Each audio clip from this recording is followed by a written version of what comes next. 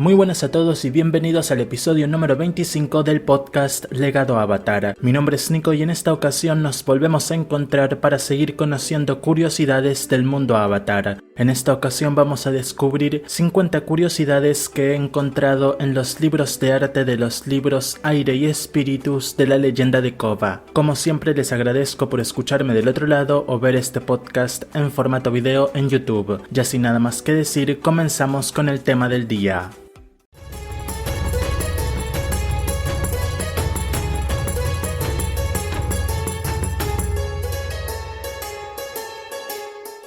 El primer libro, oficialmente titulado La leyenda de Korra, el arte de la serie animada, libro 1 Aire, fue escrito por Michael Dante DiMartino, Bryan Konietzko y Joaquim dos Santos. El libro salió a la venta el 19 de julio del 2013, coincidiendo con la San Diego Comic Con de ese año. Una segunda edición se lanzó el 9 de marzo del 2021, contando con un nuevo prólogo de la actriz de voz de Korra, Janet Barney, así como una nueva portada y algunas páginas adicionales.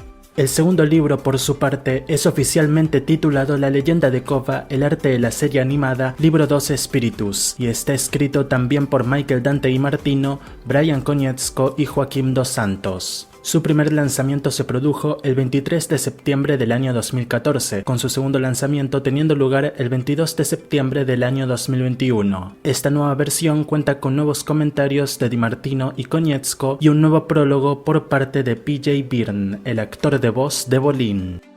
Mike y Bryan describieron a Korra como una luchadora de la MMA que proviene de la tribu Agua. Con estas pocas palabras, Joaquim dos Santos y Ki Hyun Ryu les presentaron los primeros bocetos del personaje, en donde se puede observar cómo el diseño final siempre estuvo ahí esperando ser definido. La frase "Soy el avatar, acéptalo amigo" fue pensada por Ki Hyun Ryu, quien la incluyó en uno de sus bocetos tempranos de la Korra infante. A Mike y Bryan les encantó, pues encajaba perfectamente con la actitud del personaje, por lo que la incluyeron en la primera escena de la serie. El diseño de Naga provino del diseño original para Appa. Mike comentó que estos animales eran generalmente temidos por la gente de la tribu Agua, pero un día la pequeña Korra encontró a Naga perdida en la tundra y la hizo su amiga. Esta pequeña historia la veríamos años más tarde en el minicómic Amigas de por vida. Pabu, por su parte, fue salvado por Bolin de una tienda de mascotas opresiva, historia que también conocemos luego en el corto animado Republic City Hostel. Tenzin fue el segundo personaje creado tras la protagonista y es descrito como la mayor conexión a la serie original, pues es ni más ni menos que el hijo de Aang. Si bien Bryan intentó simplificar el diseño tan complejo y realista hecho por Ki Hyun, finalmente se dio por vencido. Asami llegó tarde en la preproducción, ya que fue creada luego de que formaran la idea de la evolución de no maestros, por lo que querían un personaje no maestro. Originalmente, Asami sería una espía igualitaria que estaría usando a Mako para acercarse a la joven Avatar, pero finalmente esta idea fue descartada porque el personaje les cayó muy bien. Bryan se tomó a Asami como un desafío personal de diseñar personajes femeninos, por lo que todo el personaje fue su creación. Mike comentó que la historia para Korra en verdad se consolidó cuando encontraron a su villano principal, el líder revolucionario Amon. Se diseñó su poder de quitar el control elemental de los maestros como el opuesto ideal para la protagonista y su amor por sus poderes. El diseño del personaje fue obra de Bryan y Joaquim, con la máscara estando basada en máscaras chinas y coreanas. La escena en la que Katara encuentra a Korra queriendo escapar y la deja ir con sus palabras de motivación fue una de las favoritas de escribir. Mike quería mostrar respeto por la serie anterior, a su vez que se abre una nueva aventura en una nueva serie. Para crear Ciudad República se basaron en las Hong Kong, Shanghái y Nueva York del año 1900, queriendo que la ciudad luzca como una colisión de Oriente y Occidente en la era industrial. El avatar Aang dio forma al Consejo de la República Unida, de modo que ninguna nación en particular pudiera tomar control total sobre el gobierno. Este consejo tiene un representante por cada nación, salvo la tribu Agua que tiene dos, uno del norte y otro del sur. La arena de Pro Control se basó en el Templo Dorado de Amritsar, en la India. El diseño es de Jung-Soo Lee y las pinturas de Frederick Stewart. El interior de la arena, por su parte, se basó en la arquitectura metálica de Francia y fue la primera locación que se generó completamente por computadora, siendo descrito por Bryan como una pesadilla. El tercer episodio del libro 1, La Revelación, fue uno de los favoritos de Mike y Bryan por su atmósfera tan malhumorada. Las calles de la ciudad tomaron vida y los paisajes nublados y lluviosos reflejaron la psicología de sus personajes protagonistas, Mako y Kova. El dinero de Ciudad República se denomina yuan, igual que el yuan de China. En su frente tiene una imagen del avatar Aang, mientras que en el reverso tiene una imagen del ayuntamiento de la ciudad.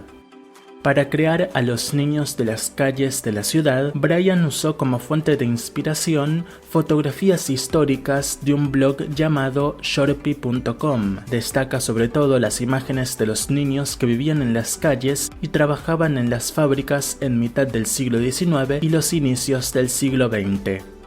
Bryan pasó un gran tiempo diseñando las imágenes promocionales de los igualitarios, destacando cómo en la serie original se limitaban a no usar colores que estuvieran asociados a cierta nación, pero esta vez, con el mundo y las 4 naciones principales estando más unidas, usaron el rojo y el verde característicos de la Nación del Fuego y el Reino Tierra para probar que el movimiento de Amon era algo nuevo en el mundo. Originalmente se diseñó a una chica súper fanática de Amon que echaría espuma por la boca, como una clara referencia al chico que hacía lo mismo en la serie original, aunque con el avatar Aang. Cuando vieron a la chica en la animación, decidieron eliminarla pues su comedia chocaba demasiado con la frialdad y oscuridad del episodio 3. Finalmente, el diseño de la chica sería reutilizado en el episodio 5 en una de las 3 fanáticas de los hurones de fuego. En un principio, Mike y Bryan no querían que Tarlok terminara siendo malvado, pero esto con el tiempo se cambió. Joaquim dos Santos estuvo a cargo de su diseño y en base a este luego se crearon los aspectos físicos de Noatak y Yakon. En los tiempos de Aang y Zuko, la técnica de generar rayos era muy poco común, pues la familia real de la Nación del Fuego la mantenía como una habilidad única de su clase, mientras que antes de la Guerra de los 100 años también era de uso exclusivo de los militares de alto mando. 70 años más tarde, vemos una fábrica utilizar a maestros fuego para cargar baterías gigantes con su generación natural de rayos, en lo que se describió como un abuso de las industrias a chicos jóvenes que están desesperados por un poco de dinero, como el bueno de Mako. Hiroshi Sato fue diseñado en base a Theodore Roosevelt, así como en base a Keita Goto, un industrialista japonés. Su voz fue trabajo de Daniel Dae Kim, a quien los co-creadores habían amado en la serie Lost y que previamente había dado voz al General Fong en la serie animada original. Hiroshi Sato es el creador del Satomóvil, así como de una versión lujosa de este y de los tanques de agua que usan los bomberos de la ciudad, así como las fuerzas especiales de Tarlok. Para el episodio 6, y el ganador es, originalmente se había planeado una escena de Shiro Shinobi recuperándose de su electrocución y anunciando lo que le faltaba. La escena llegó a los storyboards e incluso a la animación, pero finalmente fue cortada por falta de tiempo. Mike y Bryan querían homenajear al vendedor de coles y su inmensa popularidad, por lo que crearon para él su historia de fundación de Corporación Cole, la cual incluía reportes en las noticias de cómo Lau Gan Lang, el actual propietario, y su padre, el vendedor de coles, habían tenido largas disputas históricas con el avatar Aang y su gran discriminación contra los maestros, pero finalmente todo esto fue cortado de los guiones finales. Fue divertido y surrealista imaginar a los personajes de la serie original como adultos, afirma Mike DiMartino en el apartado del episodio 9. También comenta cómo todos siempre suponían que la calva de Aang se basó en su calva, por lo que cuando tocó diseñar a Aang de 40 años, Bryan le echó un vistazo a su cabeza y comenzó su trabajo. Brian esperaba que diseñar a Noatak en tantas edades diferentes fuera un verdadero dolor de cabeza, pero se sorprendió cuando los demás artistas lo hicieron a gran velocidad. Más tarde, sin embargo, descubrió que Noatak tenía el mismo peinado que la protagonista, por lo que intentó que retrocedieran para cambiarlo, pero era algo imposible, pues tendrían que hacer mucho trabajo. Finalmente se convenció de dejarlo así, pues representaba cómo, a pesar de ser personajes muy diferentes, muestra esa gran similitud que tienen el uno con el otro, su cultura. Para el templo del final del episodio Fin del Juego, Mike DiMartino se basó en las estupas de Bután, un país que había visitado algunos años atrás. Para las formaciones de piedra, por su parte, se basó en los alineamientos de Karnak del oeste de Francia. Para la portada del DVD del libro 1, Ki-hyun dibujó a todos los personajes principales y los separó en 3 grupos: buenos, malos y viejos. Cuando Brian lo vio, le causó gracia y, si bien le gustó, movió a los viejos a la parte de atrás de la portada. No obstante, desde la producción le dijeron que necesitarían más espacio para los gráficos textuales, por lo que finalmente solo quedaron los buenos en el frente, con los malos y los viejos pasando a la parte posterior del DVD. El diseño original de Kaya fue hecho por Lauren Montgomery. Ki-hyun luego se encargó de estilizarla un poco más, haciéndola un poco más joven y con un aspecto menos sabia y más de espíritu libre. El diseño final, sin embargo, lo otorgó Brian Konietzko, quien además afirma que Kaya y Bumi son de sus adhesiones favoritas en este libro 2. Si bien Mike describe a Varric como un personaje muy gracioso, también representa la prosperidad de la tribu Agua del Sur. También comenta cómo John Michael Higgins le aportó al personaje una voz con una gran cantidad de energía.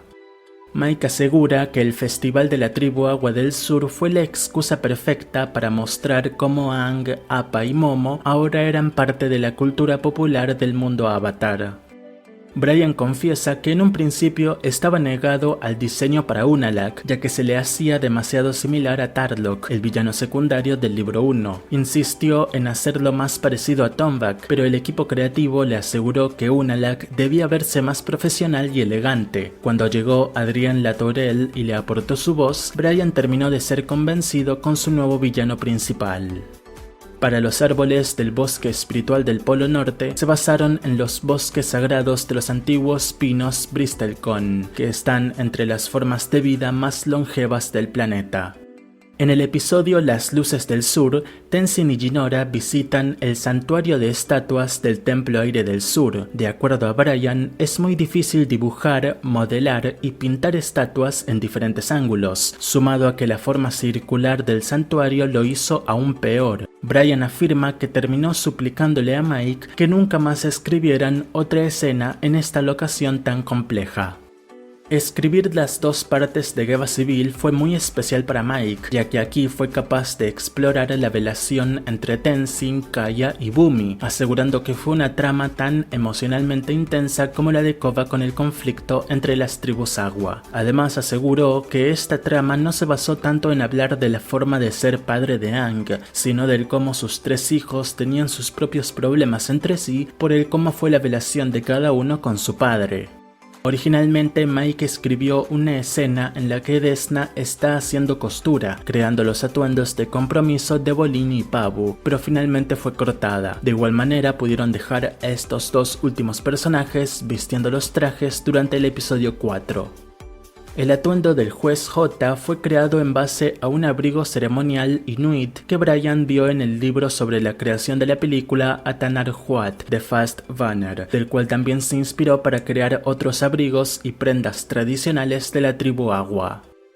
A día de hoy, Brian sigue siendo preguntado si basó su diseño de Aang en Mike, por lo que a la hora de diseñar al primer avatar, decidió que sería buena idea basarlo en él, si bien asegura que nunca tuvo un cabello tan genial como el de Wan.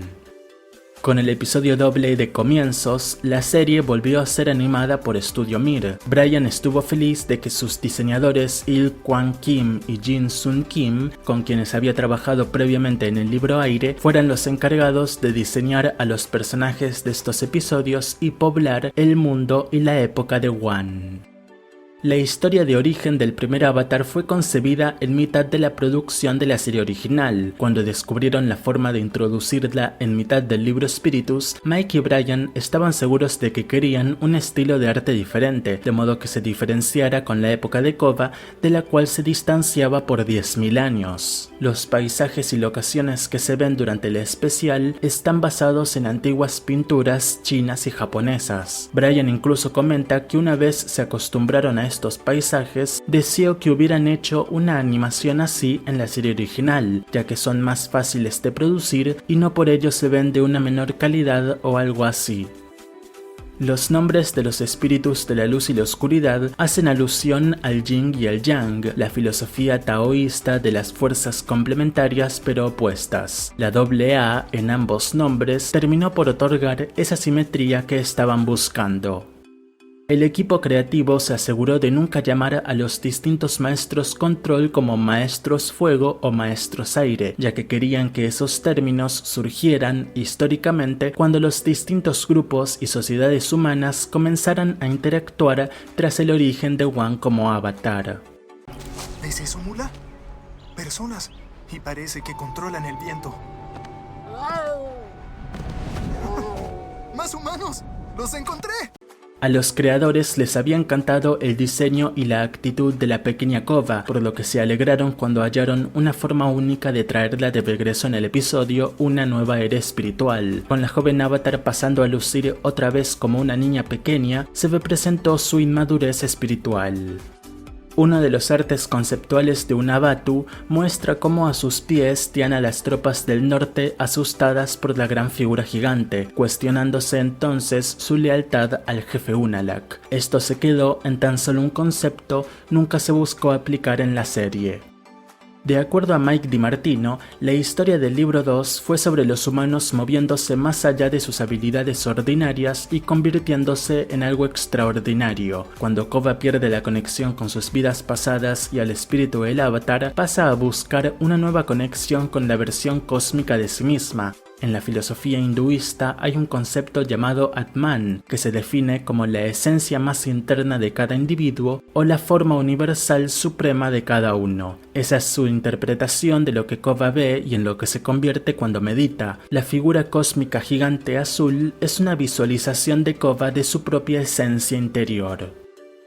Joaquín dos Santos comenta cómo la pelea entre los dos gigantes del final fue todo un desafío de animación. Hubo dos problemas principales. El primero, que como la batalla fue mayormente en la bahía Yue, había que animar mucha agua y eso se trasladaba en muchos dibujos para los animadores de efectos en los estudios de Corea del Sur. Para contrarrestar esto, intentaron hacer muchos planos superiores, es decir, sin agua en pantalla, lo cual ayudó. El segundo problema fue que con tal de que la batalla se sintiera en verdad masiva y se sintiera el peso de ambos combatientes, Kova y Unalaq tendrían que moverse de una forma más lenta que como lo hacían en sus tamaños normales. Esto significó tener que hacer más dibujos, así como más transiciones para asegurarse de que los slow motions se vean bien. Brian Konietzko cuenta que cuando Tim Edrick fue contratado para escritor en la serie original, él tenía asumido que cuando Aang entraba en estado avatar, crecía a una versión gigante de sí mismo. El equipo creativo de ese entonces se burló de él, pero ninguno imaginó que años después harían eso mismo con la siguiente avatar. La Kova gigante terminó convirtiéndose en uno de los diseños favoritos de Brian. Brian comenta que originalmente los storyboards eran mayormente en blanco y negro, teniendo quizá algunas indicaciones de luz, pero para la leyenda de Kova se incluyeron colores en varios storyboards y el momento en el que Kova vence a un Abatu no fue la excepción, sino que fue una completa necesidad. Brian incluso comenta que este momento tiene muchas similitudes con el momento en el que Aang le quita sus poderes a Ozai, otro storyboard en el que debió usar colores. Brian comenta que Una nueva era espiritual es uno de sus episodios favoritos, así como de Mike, debido a la aventura espiritual que tienen Kova y Jinora. Destaca la escritura de Tim Edrick, la dirección de Ian Graham y la impresionante animación de Studio Mir. Cuando terminó la escritura del libro 2, Nickelodeon les pidió que hicieran 3 cortos en un estilo de historieta para su aplicación. Tim Edrick trabajó entonces en cortos precuela que se centraban en la vida temprana de Mako y Bolin en las calles de Ciudad República, antes de convertirse en luchadores de Pro Control. Para los diseños fueron con Yvonne Freeman, quien había trabajado en el libro Aire. Su estilo de animación encajó perfecto con lo que Nickelodeon había pensado para los cortos. Hubo un momento en el que Nickelodeon le pidió a Brian un nuevo arte para que lo pudieran dar en la Comic Con de ese momento, por lo que Brian hizo un póster de Koba y el espíritu oscuro del primer episodio del libro 2 en su enfrentamiento. Brian consideró que la pieza era muy apropiada para una convención de cómics, pero la cadena la terminó rechazando, pues no les gustó que no se viera la cara del avatar, así como porque el espíritu se veía demasiado demoníaco. Brian a esto le causó gracia y le comentó a Mike que esperaran a que vieran a una Batu. Finalmente, el arte terminó en el Tumblr de Nick Animation. Debido a que ese arte de Brian fue rechazado, tuvieron que buscar pronto algo con lo que reemplazarlo. Con la cadena habiendo dejado en claro que querían algo family friendly, Brian se lavó las manos del asunto y le pidió a su productora supervisora, Lauren Montgomery, que se encargue de la tarea. Lauren aceptó y de inmediato creó una amorosa y optimista pieza titulada La visita espiritual de Koba. Finalmente, a Brian le gustó más la pieza hecha por Lauren que la que él había hecho en su iPad en unos minutos de un vuelo. Finalmente, el dibujo fue de Lauren, mientras que el coloreado estuvo a cargo de Sylvia Filkak Blackwolf. Brian se encargó de la composición final, colocándolo todo en una pintura hecha por Frederick Stewart. Y bueno, estas han sido las 50 curiosidades que he podido obtener de los libros de arte de las primeras 2 temporadas de La Leyenda de Korra. A decir verdad, mucho menos interesantes que las curiosidades del libro de arte de Aang, pero bueno, igualmente hubo algunos buenos detalles y siempre está bien poder descubrir un poco más de cómo este mundo fue creado. La próxima semana nos volvemos a encontrar con las 50 curiosidades que logré obtener de los libros de arte de las temporadas 3 y 4. Gracias y hasta la próxima.